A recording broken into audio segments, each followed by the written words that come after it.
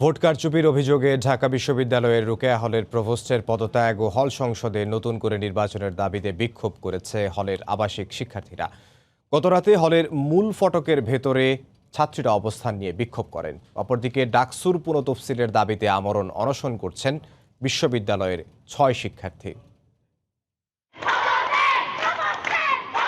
মঙ্গলবার দিনভর ডাকসু নির্বাচনে অংশগ্রহণকারী সংগঠনগুলোর পক্ষ বিপক্ষের নানা ধরনের কর্মকাণ্ড দেখা গেলেও রাত 10টায় বিশ্ববিদ্যালয়ের রোকেয়া হলের ভিতরে হঠাৎই বিক্ষোভ শুরু করেন শিক্ষার্থীরা। হল সংসদ নির্বাচনে রোকেয়া হলের প্রভোস্ট জিনাত হুদার বিরুদ্ধে ভোট কারচুপির অভিযোগ করেন ছাত্রীরা। তাদের দাবি পদত্যাগ না করা পর্যন্ত আন্দোলন চালিয়ে যাবেন তারা। ছাত্রলীগ প্যানেলের প্রার্থী ছাড়া অন্য সংগঠনের প্রার্থীরা বিক্ষোভে অংশ নেন। রাতভর থেমে থেমে চলে বিক্ষোভ আর স্লোগান। তালাবদ্ধ ফটকের ভিতরেই নির্বাচনে অনিয়মের অভিযোগ এবং অংশগ্রহণকারী সহ ৫ জনের বিরুদ্ধে মামলা দায়েরের ঘটনার প্রতিবাদ জানান তারা।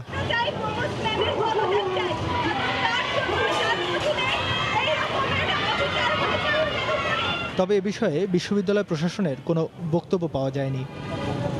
এদিকে ডাকসু নির্বাচন বাতিল করে পুনর্নির্বাচনের দাবিতে অনশন করছেন বিশ্ববিদ্যালয়ের বিভিন্ন বিভাগের ৬ শিক্ষার্থী। মঙ্গলবার সন্ধ্যায় বিশ্ববিদ্যালয়ের রাজু ভাস্কর্যের পাদদেশে অনশন শুরু করেন তারা।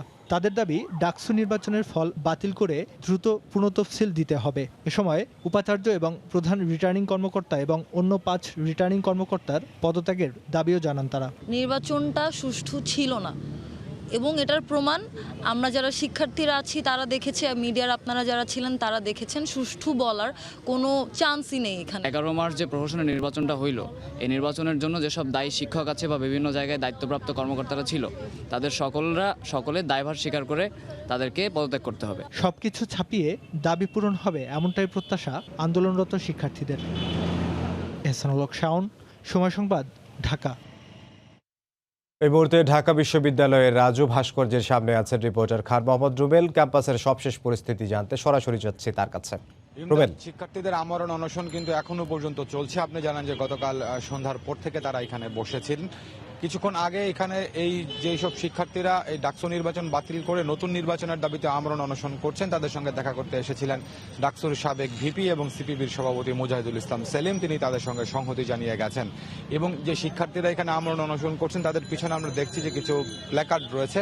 সেখানে যে বিষয়গুলো লেখা রয়েছে সেটি হচ্ছে যে এই 11 মার্চ যে ডাকসু নির্বাচন হয়েছে সেটিকে তারা ভোট ডাকাতি বলে অভিহিত করেছেন এবং তারা বলছেন যে ডাকসুর নির্বাচন পুনরায় অনুষ্ঠিত করতে হবে এবং সেই পুনরায় নির্বাচনের জন্য নতুন করে তফসিল ঘোষণা করতে হবে এবং নতুন তফসিল ঘোষণার আগেই এই যে নির্বাচনটি 11 মার্চ হয়ে গেছে সেই নির্বাচনের সঙ্গে যেসব বিশ্ববিদ্যালয়ের শিক্ষকরা ছিলেন বিভিন্ন দায়িত্বে তাদের সবাইকে পদত্যাগ করতে হবে।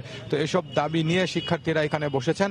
আমরা সকালবেলাতে এসেও এখানে যারা অনশন করছেন তাদের সঙ্গে কথা বলেছিলাম। তারা যেটি বলছেন যে দাবিতে তারা এখানে অনশন করছেন সেই দাবি যতক্ষণ পর্যন্ত আদায় না হবে ততক্ষণ পর্যন্তই তারা এখানে আমরণ অনশন করবেন।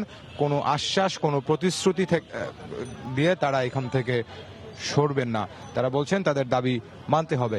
আর এছাড়া আপনি জানেন যে শিক্ষার্থীরা যখন গতকাল সন্ধ্যার পর থেকে আমরণ অনশনে বসে তার আগে কিন্তু এখানে এই টিএসসিতে বাম জোটের একটি আপনার বৈঠক হয়েছিল। সে বৈঠকের পরে বাম জোটের নেতা, প্রগতিশীল ছাত্র জোটের নেতা লিটন নন্দী, যিনি ভিপি পদে প্রতিদ্বন্দ্বিতা করেছিলেন ডাকসু নির্বাচনে, তিনি গণমাধ্যমের সঙ্গে কথা বলেছেন।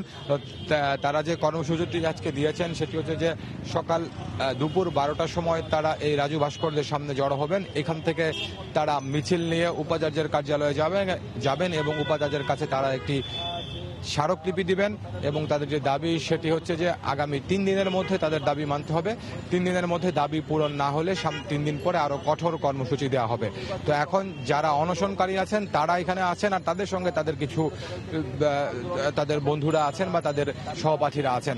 আর প্রগতিশীল ছাত্র জোটের যে কর্মসূচিটি সেটি যেহেতু 12টায় শুরু হওয়ার কথা, তো এখনো পর্যন্ত তারা কেউ এই রাজু ভাস্কর্য এলাকায় তাদেরকে দেখা যায়নি। ঢাকা বিশ্ববিদ্যালয়ের রাজু ভাস্কর্য থেকে আমার কাছে এখন পর্যন্ত এই ছিল সবশেষ খবর।